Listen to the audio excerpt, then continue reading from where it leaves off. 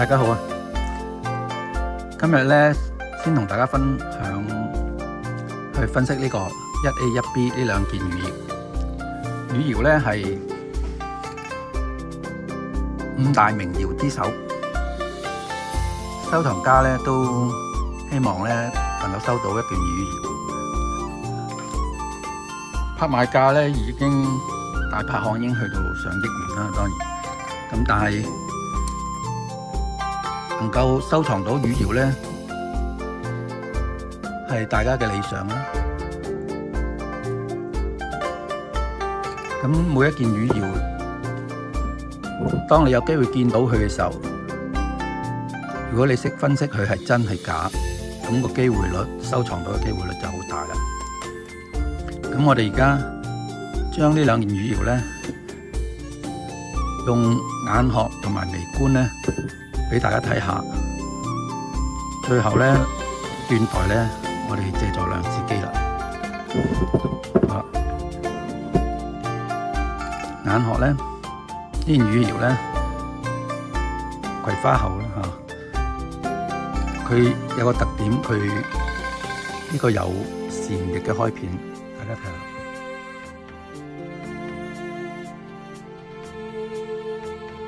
同埋佢個補光咧係好靚，佢好似一陣豬油咁啊！呢酥油光。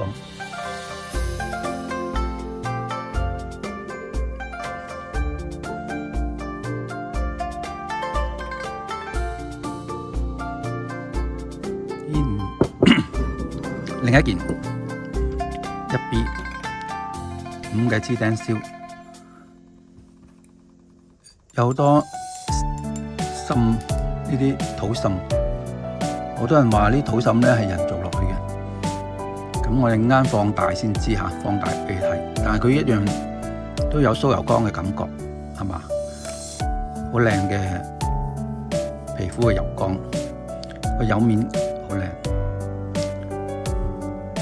咁呢兩件其實邊件真邊件假，或者兩件都係假，或者兩件都係真。咁我哋逐件睇。咁咧我哋放大俾大家睇下。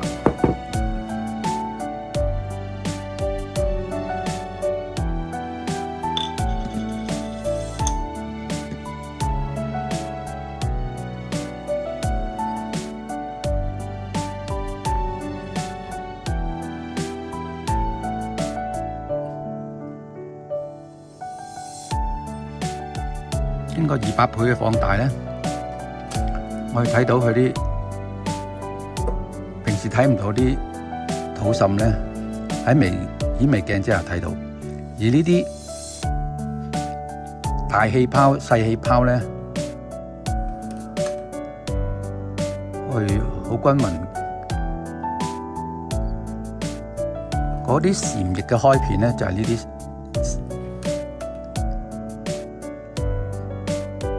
點解有啲禪翼開片咧？佢開片有個特質咧，係側側地咁樣開嘅，即係話佢呢邊開咧，呢邊係飄起咗，所以咧會感覺呢邊係同嗰邊嗰個結構唔同，所以咧呢啲係斜紋嘅開片，產生個禪翼嘅感覺。你嚟睇下呢啲滲土滲。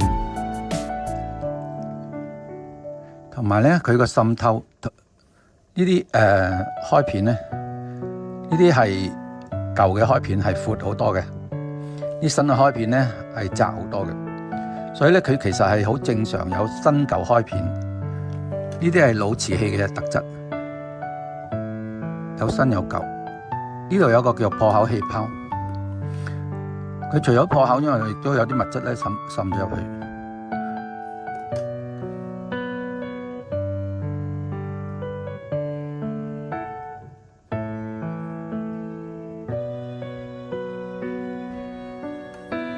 嗱，啲開片好清晰，係有新有舊。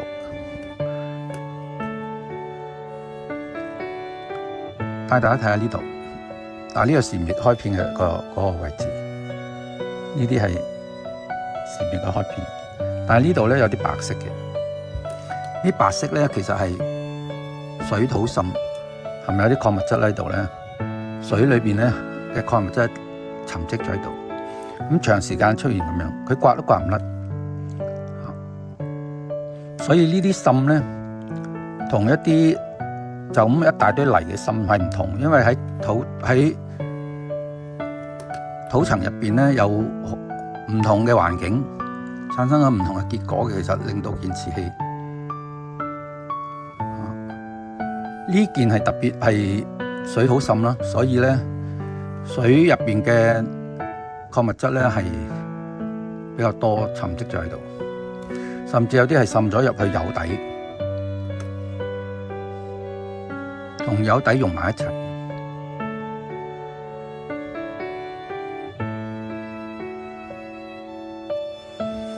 仲有咧，我哋睇一件老瓷器咧，係睇埋佢嗰個皮膚上，所以我哋側側地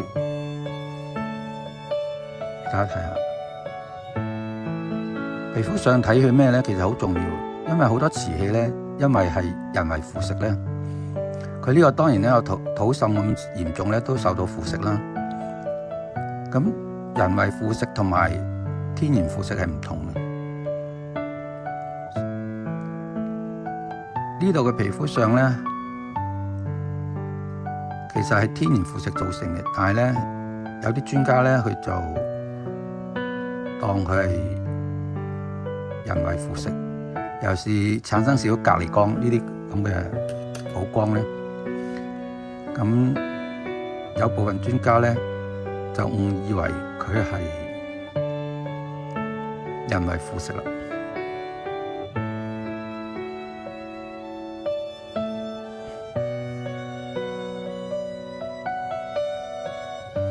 係咪人為腐蝕咧？一陣間用一個量子機測試俾大家，最終嘅結果就知道。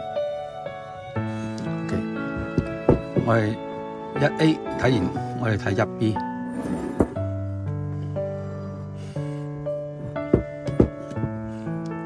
1B 都好多水土滲，仲比1A 多。個氣泡冇1A 咁多。大氣泡佢有，但係就有少少唔同。但係水土滲咧，其實係更加嚴重。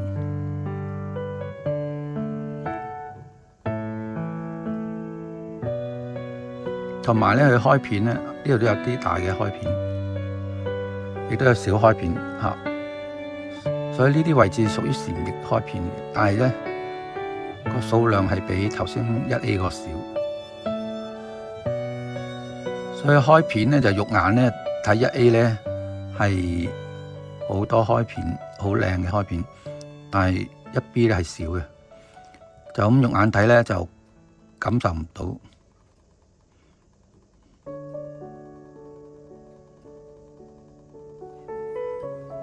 用燈光照佢係見到嘅，燈光照佢咧係睇到開片啊。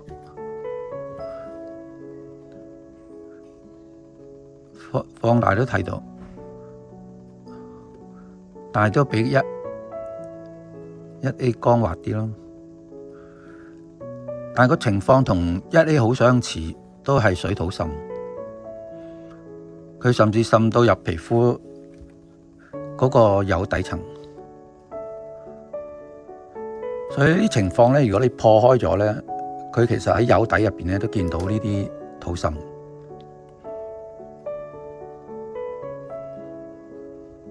呢度同樣有好多呢啲水嘅礦物質啦，水裏邊嘅礦物質沉積咗喺度。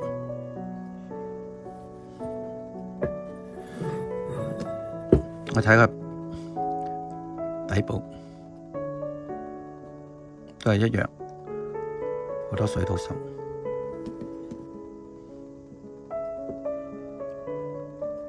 好，我哋睇下皮膚上，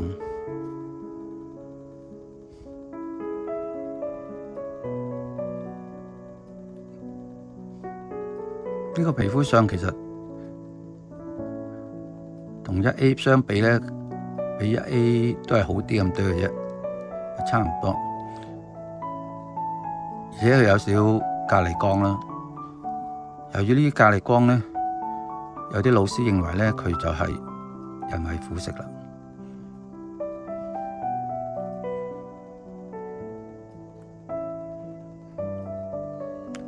但呢啲其實就唔係真係隔離光，係補光嚟嘅。所以咧，佢喺肉眼咧感覺有種酥油光嘅感覺，非常之靚嘅其實。OK， 好，呢30幾年嘅收藏咧，我攞呢兩件先俾大家鑑別一下啊，一齊欣賞。跟住咧，我哋做一個量子嘅檢測。我哋而家測試1A，我哋先測試個化學物質。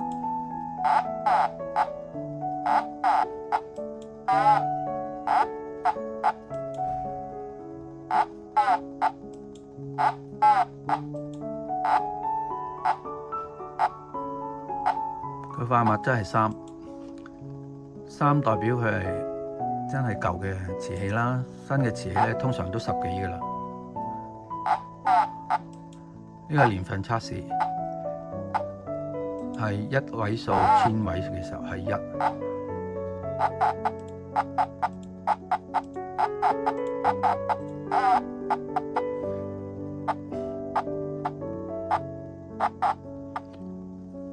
個能量太平。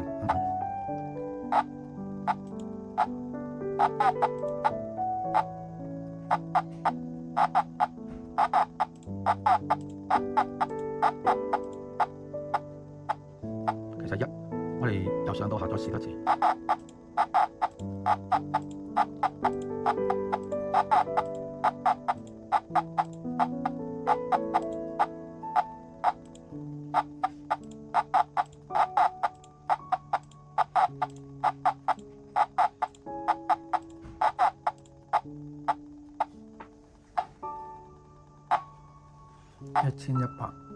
1110。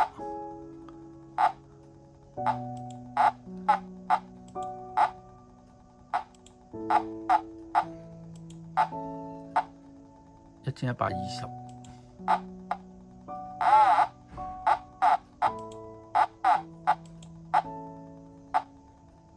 1122。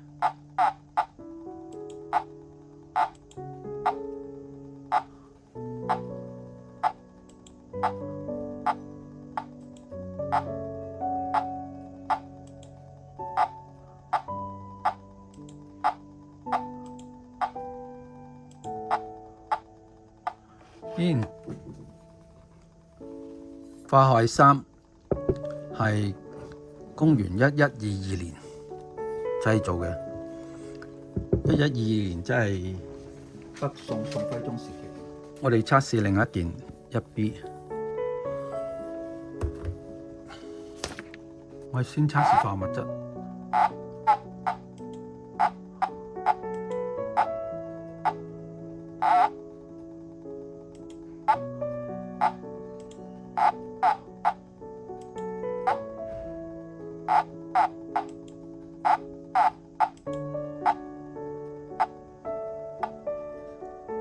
3。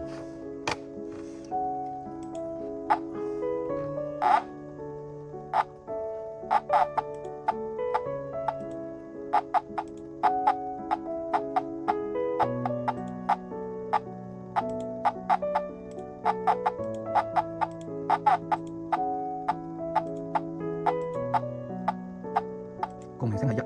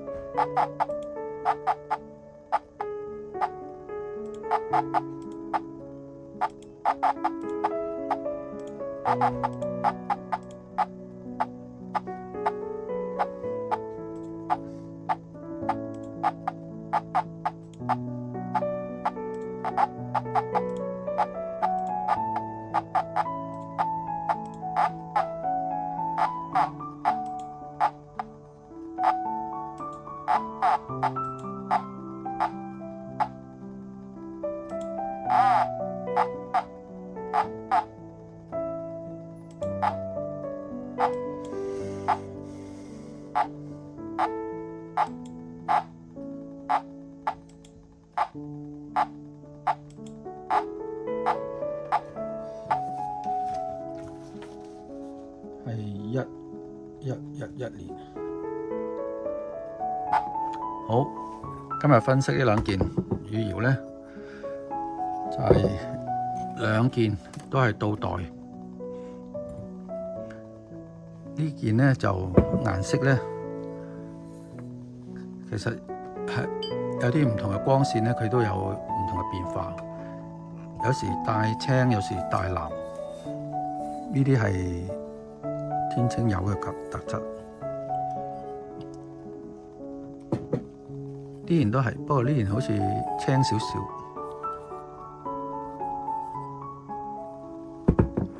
OK， 咁今日分享就咁多，